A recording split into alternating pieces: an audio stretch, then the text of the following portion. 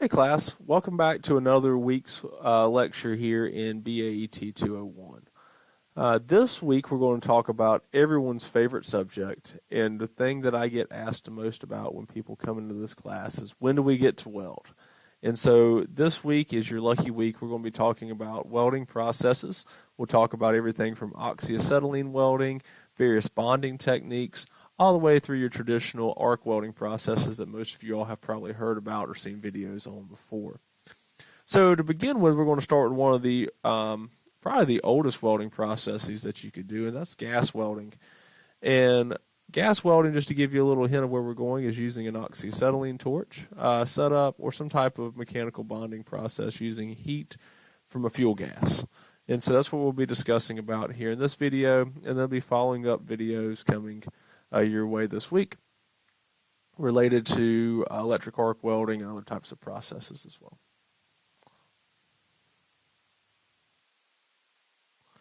So here's the learning objectives for this, basically this whole module. I want you all to be able to tell the difference between mechanical bonding and fusion welding. We'll talk about that here in a few minutes. Identify the differences between various arc welding and gas welding processes. Choose the proper welding or bonding techniques for a given application, and discuss each welding process and the techniques that are associated with performing each. So the overall goal here is for you to be able to identify different welding techniques, understand when you would use them or apply them, and then in the shop you're going to get a chance to practice most of these processes that we will discuss. So again, this class is a general shop class. You learn about a variety of shop processes.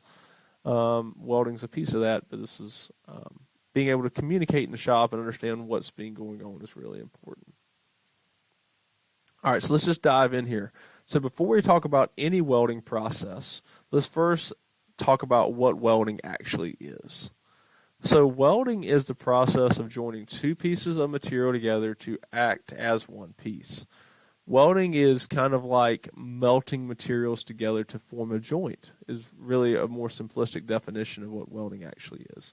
So the idea when we weld something together is we join it together to act as one piece, and it's very hard to separate once we've done that. We typically consider that to be a permanent joint.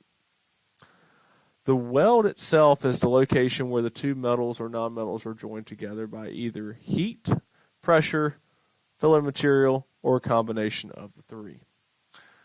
And so welding is the act of putting the materials together. The weld is the location at which we do that. You'll learn about different techniques over the next few videos regarding heat, pressure, and when we use filler material. There's sometimes that we use all three. And the piece that we're actually welding is called the weldment. It is the base material or the parts that are welded together. Now these are just some general terms that you may be, here thrown around in a shop setting, maybe in a textbook. We typically just all call it welding, right? And then that we're welding this or we're welding that. But there are some technical definitions that we have to think about in relation to the whole welding process. And so here they are. And so who defines these definitions and who sets the standards for what is a good weld and what's really not a good weld, right? That is the American Welding Society, or what we call AWS. It has assisted with developing welding processes and producing welding standards for the industry. So what exactly is AWS in charge of? The welding processes themselves. What is TIG welding? What is MIG welding? What is stick welding, right? So they define what those processes are and how we use them. If you all can recall back to Module 2 when we talked about technical drawings, you would also hopefully remember those welding symbols that we had to learn how to read. You're going to get reintroduced to those through the lab over the next few weeks. AWS is who designs those welding symbols and who has to vote on the changes if something is applied to them. And then they also develop standards and measures which welds can be tested. So folks who become welding certified are typically called AWS certified. And those are the folks who pass the test that was set by this society of professional welders. When we talk about welding processes, so moving a little bit away from the definitions and moving into the welding processes themselves, there are really two different types of welding that we will discuss over the next few videos. The first of those is called fusion welding. Fusion welding is what we typically associate with welding itself. And that is joining materials by melting them together. Different techniques that we can use to perform fusion welding can be oxyacetylene welding, which we will discuss first, arc welding, which is using an electrical source, and then resistant spot welding, which we'll wrap up talking about here in a later video. So fusion welding, again, is just melting the pieces together to form what we call a permanent joint. It's actually melting multiple pieces together. Mechanical bonding is the process of joining two materials with the use of a metal or an alloy that has a lower melting point than the base material, and it acts as a bonding agent. Mechanical bonding techniques that we'll look at in the shop are called brazing and soldering.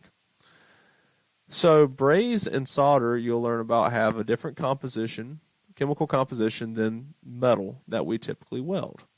And so when you join these types of materials, maybe two materials that have a different melting point or something like that, you don't want to combine or mix materials. So in the simplest form, what is a mechanical bond? It's a substance that we apply to the metal that acts like a very strong glue. So solder and braze, or you can think of as just a very strong glue that we melt onto the material, but we don't melt into the material. And so we will discuss those types of techniques later on as well in this module.